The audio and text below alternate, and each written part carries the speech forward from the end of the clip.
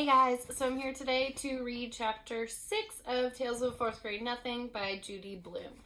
The title of this chapter is Fang Hits Town. Fudge liked his new bed a lot. There was just one problem. He fell out of it every night. By the fourth night, my mother and father got smart. They pushed the bed against the wall and surrounded the other side with chairs. Now there was no place for Fudge to fall. But every morning my mother found him curled up in one of the chairs. My father said that he could have saved their money, since Fudge was so happy sleeping in an old chair. On Saturday, we had to go to the dentist. He wanted to check Fudge's mouth again to make sure everything healed all right since his flying experience. Dr. Brown is an old friend of my father's. They went to school together. He's always saying he takes special good care of me and Fudge because we're chips off the old block being my father.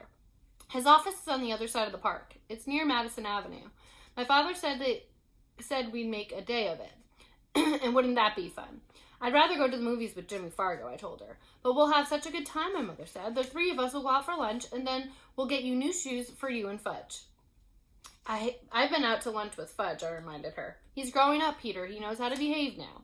I'd still rather go to the movies with Jimmy. Well, you're coming with me, and that's that. I was looking forward to my day, and Saturday morning is always the best day of the week. Every Saturday morning, I clean out Dribble's bowl. Sometimes, if Fudge is very good, I let him watch. I do it in the bathroom. First, I take Dribble out of his bowl and let him crawl around in the tub. I'm afraid to put him down on the floor. Somebody might step on him. But in the tub, I know he's safe. Next, I take the rocks out of his bowl and wash them. The last thing I do is wash this bowl itself. I really scrub it. I even rinse it 2 or 3 times to make sure all the soap's out. When I'm done with that, I put the rocks back in it and fill it just the right amount of water. After I put Dribble back in his bowl, I feed him. Usually he goes right to sleep on his favorite rock. I guess running around in the bathtub really makes my turtle tired. Today I finished with Dribble just in time. My mother was rushing, mumbling, and getting us to Dr. Brown's office in time for our appointment. When we were outside, we took to the crosstown bus, then walked a few blocks to his office. As soon as the nurse saw Fudge, she said, "How's my favorite patient?" She gave him a hug and a little book to read. To me, she said, "Good morning, Peter." It burns me up the way people treat Fudge. He's not so special. He's just little, that's all. But someday he's going to be 9 years old, too. I can't wait till he is. And then he'll know there's nothing so great about him after all. Soon the nurse said, "Fudge, Dr. Brown is ready for you. Come with me now." Fudge took the nurse's hand. Dr. Brown has this rule about mothers in the examining room with kids. They're not allowed. Mothers are a big problem, Dr. Brown told me once. I agreed. I looked through a National Geographic magazine while I waited. After a few minutes, the nurse came out and whispered something to my mother. I looked up, wondering what the big secret was.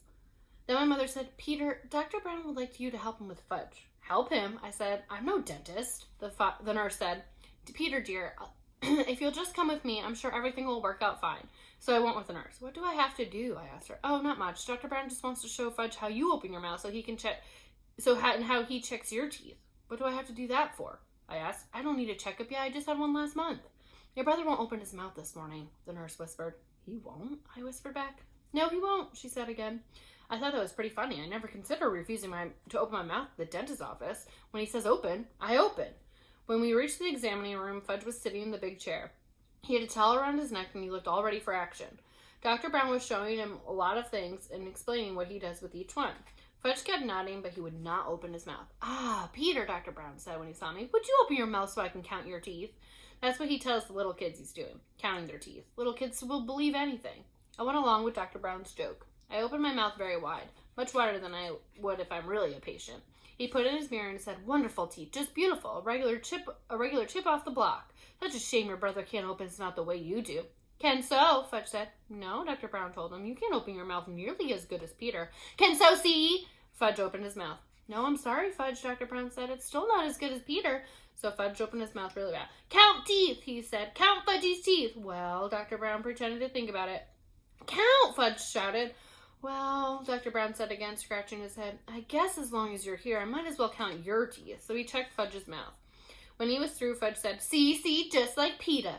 "Yes," Dr. Brown said, smiling. "I can see that. You're just like Peter." He gave me a wink.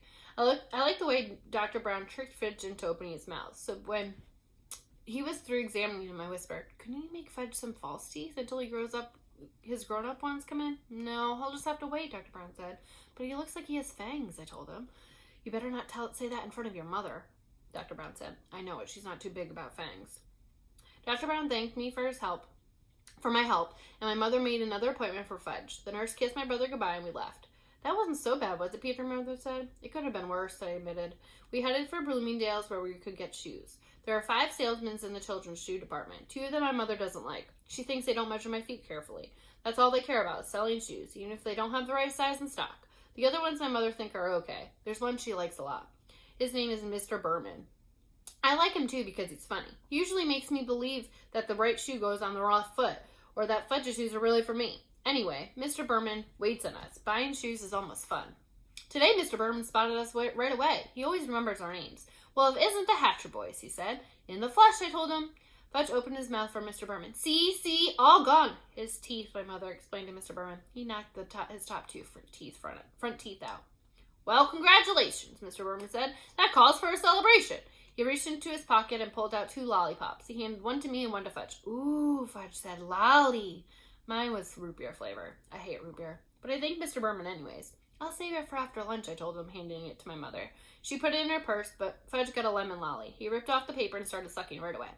Now then, what'll it be, boys? Mr. Berman asked. My mother answered, brown and white saddles for Fudgy and loafers for Peter. Okay, Peter, let's see how those feet have grown.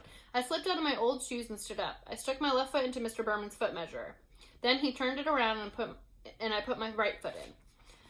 That's another reason why my mother thinks Mr. Berman is good at selling shoes. He measures both feet. Some other salesmen only measure one. My mother says feet can be different sizes, even on the same person, and it's important to make sure the size fits the bigger foot.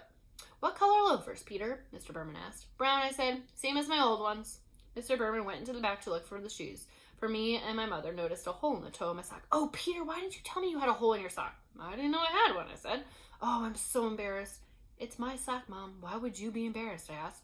Well, it looks terrible. I mean, to come shopping for shoes with a hole in your sock, that's just awful. Can you hide it a little? Where should I hide it? Try to get the hole between your toes so it doesn't show, my mother said. I wiggled my sock around trying to rearrange my hole. My mother sure worries about silly things. Mr. Berman came out with 2 pairs of loafers. He likes trying different sizes to make sure I'm getting the right one. One pair was much too big. The other pair fit fine. Wear a wrap, Mr. Berman asked my mother. Wrap, please, she said. We'll wear the old ones home. I've never been allowed to wear new shoes home from the store. Don't ask me why, but my mother always has the new pair wrapped up, and I can't wear them until the next day. When I was finished, Mr. Berman untied Fudgy's shoes and measured his feet. Brown and white saddle shoes, my mother reminded him. Mr. Berman went into the back and returned with 2 shoe boxes. But when he opened the first box and Fudgy saw the saddle shoe, he said, No! No what? My mother asked him. No shoes, Fudge said. He started kicking his feet. Don't be silly, Fudgy. You need new shoes, my mother told him. No, he hollered. Everybody in the shoe department looked over at us. Here's the perfect size, Mr. Berman told Fudge, holding up the shoes. Wait till you see how nice these new shoes feel. Fudge kicked some more. It was impossible for Mr. Berman to get the shoes on his feet. He screamed, No shoes! No! My mother grabbed hold of him and he was wiggling all around. He managed to give Mr. Berman a kick in the face. Luckily for him, Fudge only had on socks. Now look, Fudge, my mother said. You must get new shoes. Your old ones are too small, so what kind do you want?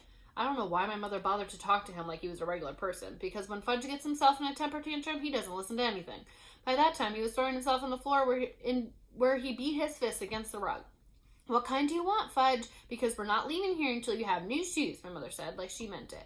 I figured we'd be there for the rest of the day, or maybe the week. How come my mother had been so embarrassed over a little hole in my sock and then act like nothing much was happening when the other son was on the floor yelling and screaming and carrying on?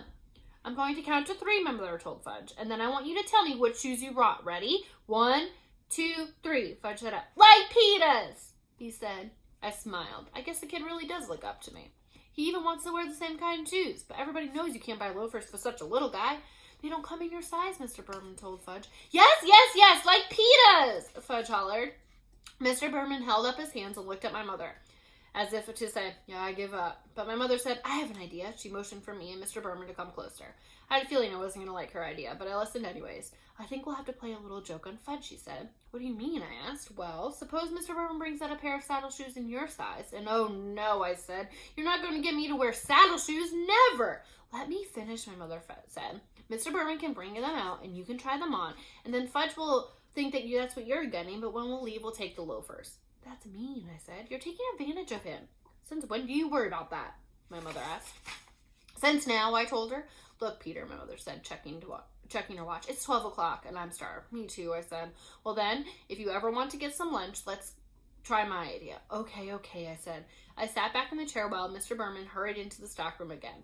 Fudge looked up at me from his position on the floor. Like pitas, he said. Yes, sure, Fudge, I told him. Mr. Berman came back with a pair of brown and white saddle shoes in my size. I tried them on. Did they look ugly? See Peter's nice saddle shoes, my mother said. Now Fudgy tries on his nice saddle shoes. Fudge let Mr. Berman get into his new pair of shoes. See, he said. See, like pitas. He held up his foot. That's right, Fudgy, I said. Just like mine. You sure can fool little kids easy. Wear a wrap, Mr. Berman asked my mother, while Fudge walked around in his new shoes. Wrap, of course, she said. I wonder what my mother would tell Fudgy tomorrow when I wore my new loafers. Oh well, that really wasn't my worry. It was her idea. When Fudge was back in his old shoes, our package was ready. Mr. Berman gave my brother a striped balloon. He offered me one for me too, but I refused. How could he think a person in 4th grade might want a shoe store balloon? That wasn't so terrible, was it, Peter? My mother asked. As we left the store. It wasn't, I asked. Well, it could have been worse, my mother said. I suppose, I answered. We went to Hamburger Heaven for lunch. We sat in a booth and Fudge tossed his balloon around while my mother ordered for him and then for herself. I ordered my own lunch, a hamburger with everything on it and a chocolate milkshake. Fudge was getting a kiddie special, meaning a hamburger without the roll, some mashed potatoes, and a side order of green peas. When our lunch was served, my mother cut Fudgy's hamburger into tiny pieces, which he shoved into his mouth and with his fingers. Then she handed him a spoon and told him to eat his mashed potatoes. But instead of eating them, he smeared them on the wall. See, he said. I thought you told me he wouldn't behave like that anymore, I said to my mother. Fudgy, that's naughty. You stop it right now, my mother said. And Fudge said, eat it or wear it. And he dumped the whole dish of peas over his head. I laughed. I couldn't help it. He looked so silly with peas falling from his hair. And when I eat and I laughed at the same time, I choked. So I choked on my pickle. My mother had to whack me on the back, which gave Fudge another chance to spread mashed potatoes on the wall. That's when the waitress asked my mother, did we need anything else? No, thank you, my mother said. We have more than enough. She wiped off the wall with her napkin and told Fudge he was very, very naughty. Not me, Fudge said. Not me. Yes, you, my mother told him. Why can't you eat like Peter? See how nice Peter eats? Fudge didn't say anything. He stuck his fork into a balloon. It popped. He screamed. All gone. Want more balloon? More! Stop it, I told him. Can you ever act human? That's enough, Peter, my mother said. She would have slugged him. That would teach my brother... She should have slugged him. That would teach the brother of mine to behave in Hamburger Heaven. We took a cab home. Fudge fell asleep on the way. He had his fingers in his mouth and made the slurping noise. My mother whispered to me, our day wasn't that bad, was it, Peter? I didn't answer. I just looked out the taxi window and decided I would never spend a day with Farley Drexel Hatcher again.